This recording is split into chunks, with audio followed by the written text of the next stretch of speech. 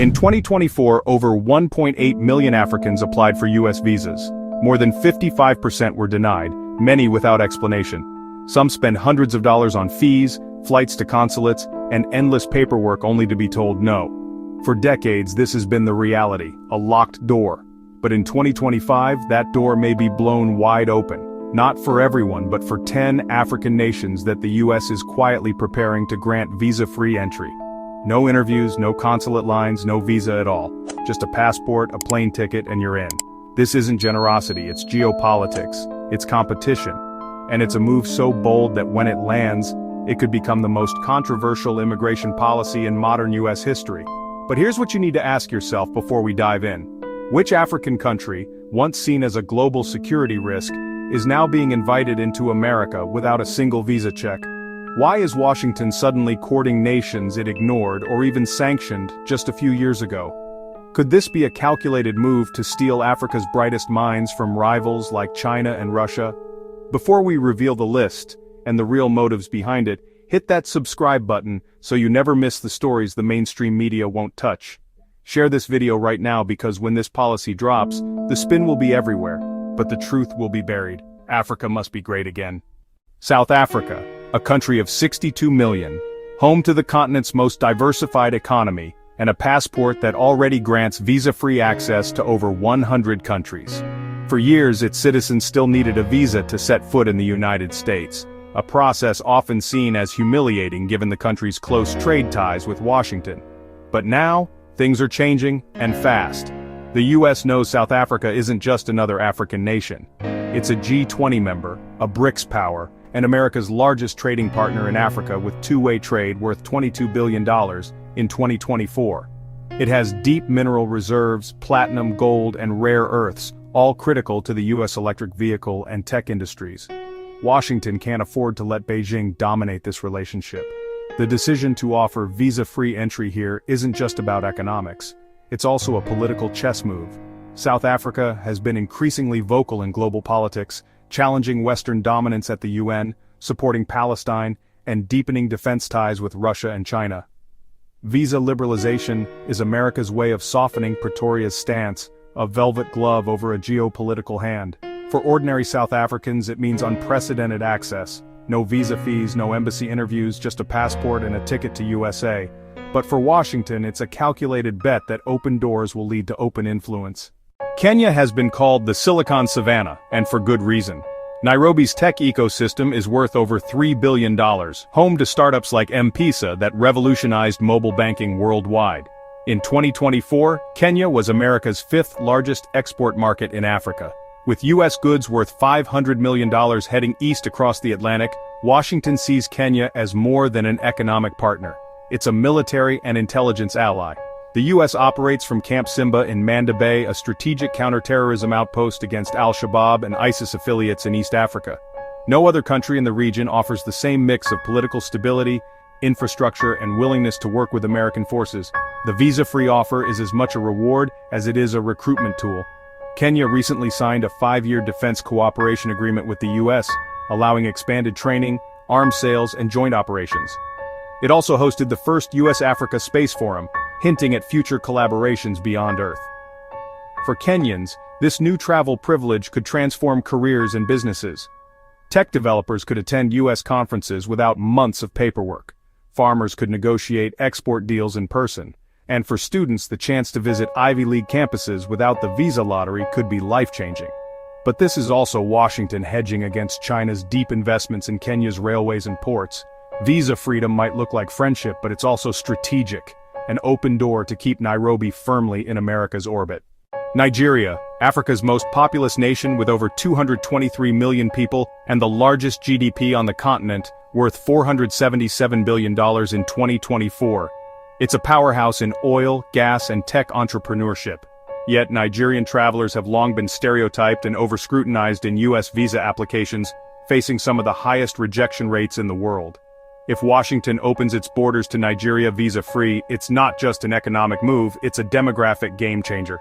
Nigerian Americans already form one of the most educated immigrant groups in the U.S., with 59% holding at least a bachelor's degree, far above the American average of 33%.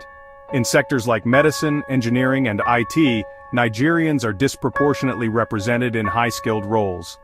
Washington sees opportunity here, an influx of skilled workers, investors, and innovators who can boost the U.S. economy and counter its aging workforce. But there's a deeper motive. Nigeria is also China's largest African trade partner with $23 billion in bilateral trade in 2024. The U.S. wants to reclaim influence. For Nigerians, visa-free travel would mean an end to long queues outside consulates in Lagos and Abuja. Freedom to attend family events, global conferences, and investment summits without bureaucratic roadblocks. For America, it's an open invitation to Africa's most dynamic human capital, but it also opens the floodgates for debates over migration, job competition, and brain drain. Ghana, West Africa's rising star with one of the fastest-growing economies in the world. In 2024, GDP growth hit 4.8% driven by gold, cocoa, and a booming tech sector. Ghana's political stability and investment-friendly policies have made it a darling of the African diaspora and global investors alike. Washington sees Ghana as a safe bet, a democratic ally in a region often plagued by coups and instability, but it's also about culture. Ghana's Year of Return campaign in 2019 brought in thousands of African Americans seeking ancestral connections, generating over $1.9 billion in tourism revenue.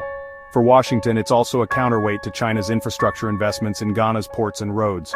Morocco, strategically perched between Africa and Europe, with a coastline on both the Atlantic and the Mediterranean. It's a NATO partner and a key player in counterterrorism, trade, and renewable energy. Morocco's Tangier Medport is the largest in Africa, a logistics hub linking continents.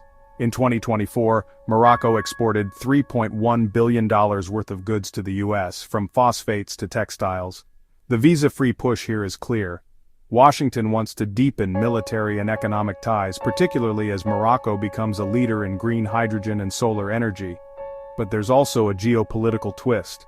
Morocco has normalized relations with Israel under the Abraham Accords, a U.S. brokered deal that Washington is eager to strengthen. Visa-free access is a diplomatic sweetener, rewarding loyalty and strategic alignment. Egypt, home to 110 million people, the Suez Canal, and a history that spans millennia. In 2024, over 12% of global trade passed through the canal, making Egypt a linchpin in global logistics. Washington's relationship with Cairo has been a mix of military aid, human rights criticism, and strategic necessity. The U.S. gives Egypt $1.3 billion annually in military assistance, second only to Israel. Visa-free access would be a bold move, signaling a shift toward deeper engagement despite political differences. For America, it ensures that Egypt stays within its sphere of influence at a time when Russia and China are expanding their presence in the region. Ethiopia, Africa's second most populous nation, with 126 million people, and a rapidly growing economy despite recent conflict.